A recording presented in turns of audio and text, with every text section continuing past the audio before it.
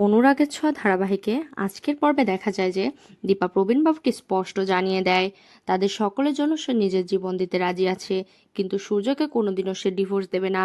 রূপা যখনই এই কথাটা জানতে পারে তখনই প্রবীণবাবুকে অনেক কথা শোনায় এবং প্রবীণবাবু সেখান থেকে চলে যায়।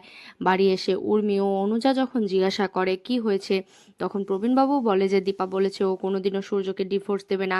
এইসব কথা শুনে যখন সূর্য জিজ্ঞাসা করে কি হয়েছে, সকলে মিলে তখন সূর্যকে ভুল বোঝানোর চেষ্টা করে। জয় তখন বলে সকলে মিলে দাদাকে শুধু ভুল বোঝাচ্ছ।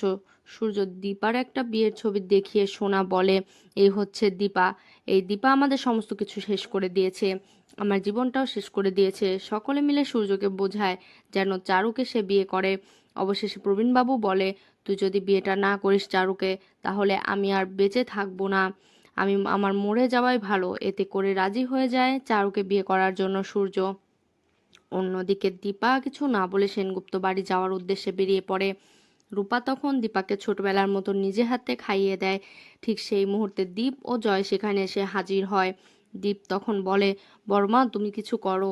জয় তখন বলে দাদাকে বিয়ের জন্য তো সবাই জোর করছে। দীপা তখন বলে তুমি তো জানো তোমার দাদা ম্যারিড একজন বিবাহিত পুরুষ, তো অন্য কোথাও বিয়ে করতে পারে না যতক্ষণ না আমি ডিভোর্স পেপারে সাইন করে দিচ্ছি। তখনই জয় বলে তোমার তো অনেক দিন ধরে আলাদা থাকছো, এতে করে কোনো সমস্যা হবে না, এমনটাই তো বাড়িতে সবাই বলছে ওরা।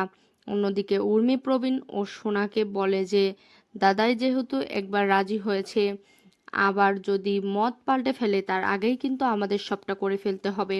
ঠিক সেই মুহূর্তে লাগেজ নিয়ে সেনগুপ্ত বাড়িতে প্রবেশ করে দীপা। সকলে দীপাকে বাড়ি থেকে বের করে দিতে চাইলে দীপা তখন বলে আমার স্বামীর বিয়ে, অথচ আমি এখানে থাকবো না।